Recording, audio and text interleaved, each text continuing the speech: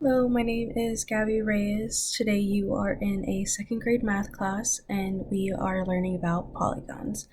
Each polygon shape we learn, we are going to create a personal dictionary for our shapes. These personal dictionaries are an easy to use tool for building vocabulary in a creative form to engage in learning for the students.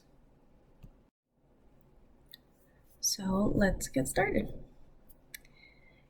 Good afternoon, class. So today we are going to learn about shapes. Now, these shapes are shapes you have seen everywhere. You might not have known their names, but after today, you will learn. So before we start, I want you to take a look at the paper that I passed around. So on the paper that you see right here, there are 4 little circles. So for each shape that we go over, we are going to record everything into these circles. So now let's begin. The shapes I'm going to show you belong in the polygon family. Repeat after me. Polygon. Okay, good job. Very good. So now each shape have things that make them different, just like me and you. These things that make them different are called vertices and sides. Now, vertices are the points on each shape. So like the tips of each shape, and the sides. So the sides are lines of the shape. The sides are what you're going to see that make these shapes different. Now, the first shape I'm going to show you, I'm sure everyone has seen this one. It's a common shape, and the first shape is a triangle. So you see that this triangle, remember we were talking about the vertices? So the vertices, remember, they're the points.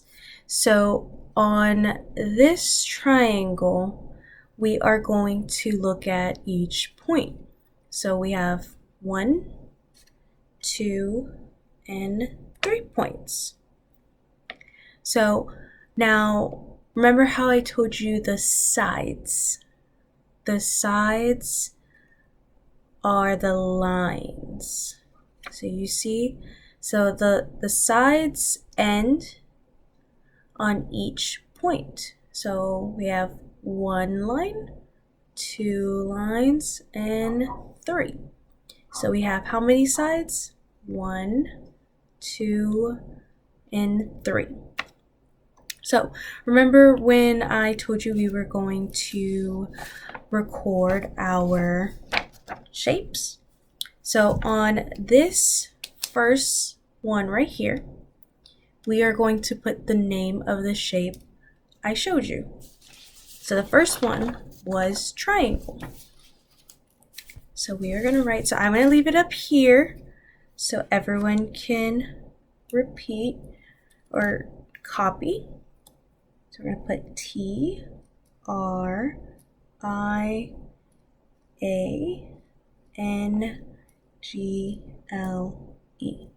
And it's okay if it doesn't fit. If you want to make it into the other section on here, it's fine. Now, the next one, remember the next section of our circle where we're going to record is our side. So does anyone remember how many sides the triangle has? 3, that is correct. So we are going to write the number 3 right here.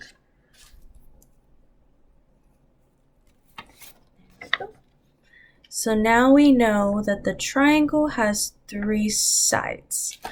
What about the vertices? Does anyone remember what the vertices are. What's another word for vertices? Points, yes. So how many points again did the triangle have? We have 1, 2, 3. Correct. So 3. And then the next little section, you see it's empty. You get to draw the triangle. So we're going to draw the triangle. And you can use any color. I'm going to use green to color it in. Mine was a little skinny triangle. There we go.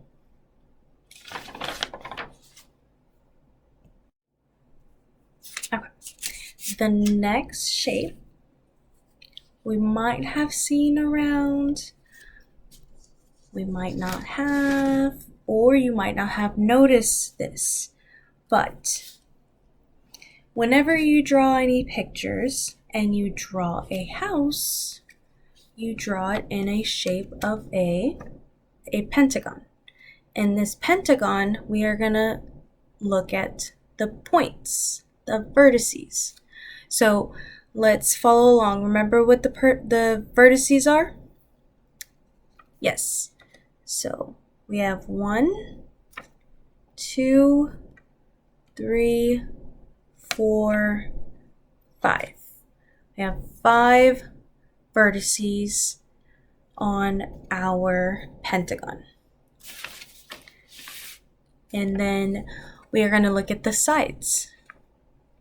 The sides are the lines on the shapes. So does anyone want to take a guess on how many sides are on the pentagon? Yes, 5.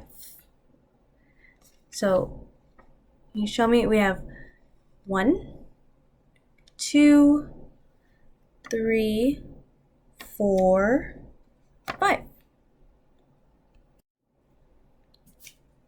So now that we have done the pentagon, we are going to write pentagon on our little circle right here.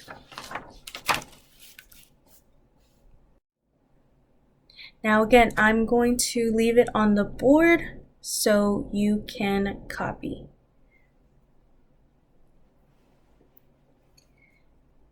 And now remember, the next part on our circle where we record is for our sides. Yes, our sides. And remember, how many sides did we have? Do we want to count again? We have 1, 2, 3, 4, 5. 5 sides. And then, do you guys remember what were the points on our shapes called again? What are the points? What's another name for points? Vertices, yes. So, can someone tell me the vertices on the pentagon? Now, raise your hand. Yes, 5 points. And now, you guys can take a little moment to draw the pentagon. Remember, it looks like a little house. So we can draw a little house for our pentagon. Now, if you want to add a chimney or a door, you can.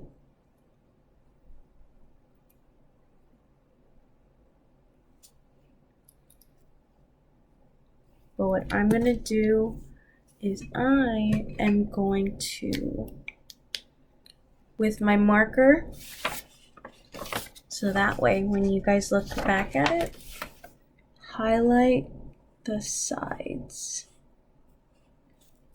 Okay, just like that. So that way we're not confused on that line right there.